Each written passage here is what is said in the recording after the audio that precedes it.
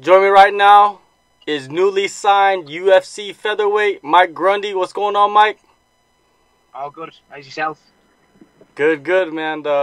Let's jump right into it. You know, your last fight was versus Fernando Bruno at Espera FC 58 in Brazil.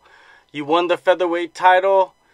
Were you surprised it took so long for you to get signed by the UFC? Yeah, it's been a long time coming. The UFC, I've got a good record. I've been around on the scene a bit. I've got a good wrestling background, good credentials in wrestling. But it's here now, and I'm excited to fight on March the 16th. I'm gonna go out there with everything I've got and get the win. What were the emotions like, other than being excited, when you finally got the contract for UFC London? Yeah, well, it's a dream come true for me. It's something I've always been looking for since I started fighting, even my amateur career. Since I started fighting, I always knew that I would be in the UFC, and that's where I wanted to be. The pinnacle of MMA, the top level of MMA. That's where I always wanted to be. And when my coach told me that I've got a contract, it was an emotional time. It was amazing for me. Now that you are going to make your UFC debut, has something mentally changed? Has something mentally clicked with you, or is it the same attitude going into the UFC? I've always been professional and had a good attitude towards any fight that I've gone into or any kind of competition I've gone into. But the UFC just kind of sparks a little bit more. It's something a little bit bigger, and you kind of just have that bit more fire in your belly to get out there and perform.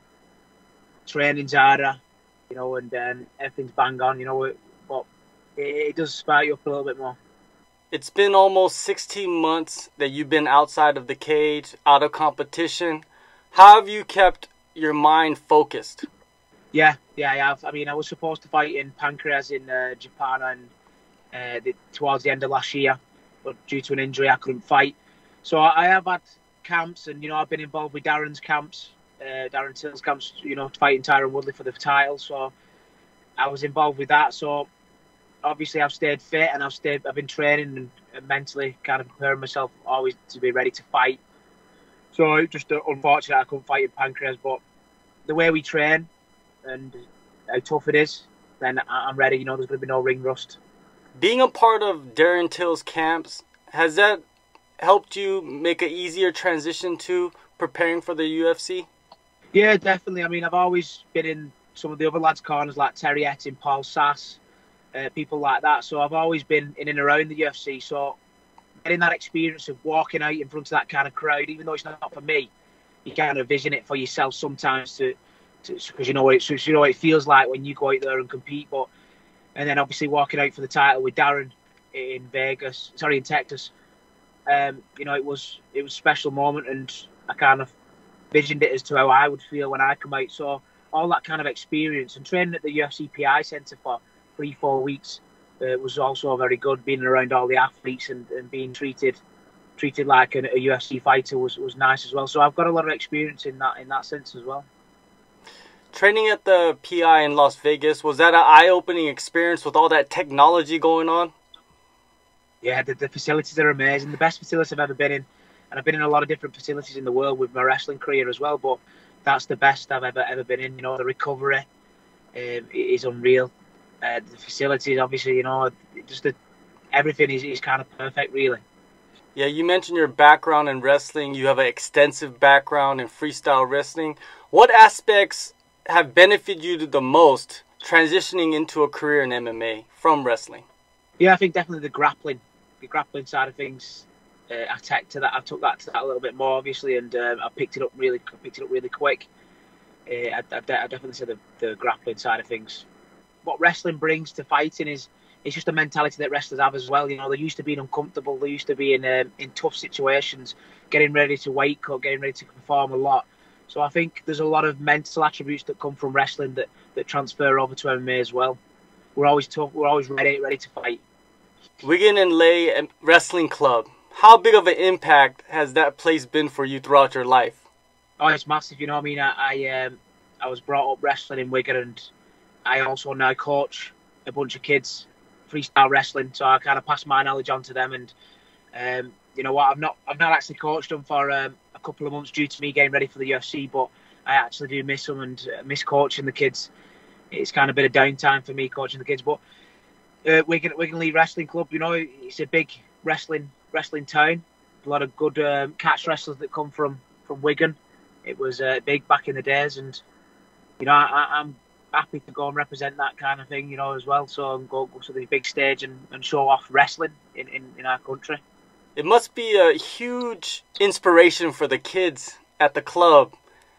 Since you are making your UFC debut and you're a coach there, someone that they could touch and feel and see, you know, accomplish something big in their life. It must inspire them.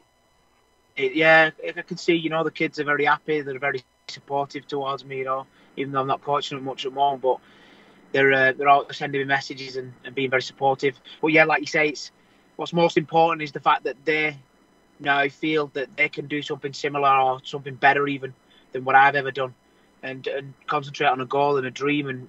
And what I always tell them is, if you've got a dream, just work hard, train hard, and never give up on that dream. And that's something that I've always done. I'm kind of living proof of that. There's been a lot of times I could have turned around and said, you know what, I'm going to give up and I'm going to get a job and be a general guy. But I never gave up. And this is what I tell the kids. And hopefully, you know, they listen, they follow the dreams. And that's important, I think, to have a role model in sport. All right, let's move it on to your promotional debut at UFC London. You're facing a fellow Brit, Nad Narimani. He's 2-0 in the UFC. Have you had any interactions with him around the regional scene? Yeah, I have once. I mean, I've always kind of had my eye on him because he's same weight. He was the Cage Warriors champion, and he was in the UK scene. So I'm always going to keep my eye on my opponents or future possibly opponents. But I did come across him. I took like 10, 12 kids to a seminar, a wrestling seminar in Bristol where he was from, and it was with Leigh Kemp, the American guy who's actually alpha male now. He was known as a good wrestler, and he obviously beat Dan Gable, Leigh Kemp. So I wanted to give the kids kind of a day out, so I drove them all to Bristol to do a seminar with him, and Nad kind of turned up as well. And you know, we never had no bad words. You know, we just kind of said hi, and that was it really. And then obviously a few months down the line, we matched up to fight in the UFC. So it's funny how things work out. It is, yeah, you know. But I have always had my eye on him because he is a prospect in the UK scenes, and so was I. So I kind of always thought he'd come around, so I'm kind of ready for it. In preparation for this fight, where have you been working mostly? Everywhere. I've not changed much really. I mean, my training's always hard anyway, and I'm always kind of fit all year round. But you know, I'm ready everywhere, and I'm good. You know, I'm good at everywhere. I know a lot of people only see my wrestling, but everything's in place. Who have you been working closely with to prepare for Narimani? Well, my coach, Colin Aaron, you know, he's the main coach at Team Carbon, and I've worked a lot with him. I train a lot with Darren, and there's a bunch of other guys who's the pro fighters, amateur fighters who's coming through, who's also very good. So yeah, training camp's been really good because Darren's obviously on the main events and the same card. So atmosphere's been really good. A lot of lads have been incoming training with us. So you know, vibes have been good in training. Yeah, the atmosphere must be really intense because you guys are both fighting on the same card. You're having big fights. He's in the main event. You're making your debut. How has that propelled both of you to, you know, push harder? Yeah, it's pushed us both on. We've been supporting each other and pushing each other through the sessions because you know the sessions can be really hard at Team Carbon, and you know, training 2-3 times a day, and you know, we're spurring each other on, and it helps. To be honest, it helps a lot. You're debuting in front of your friends, your family, your countrymen. Would you have it any other way? I wouldn't know. I did get offered to fight on Parag beforehand, but you know, we managed to get the London card, which is what we really wanted.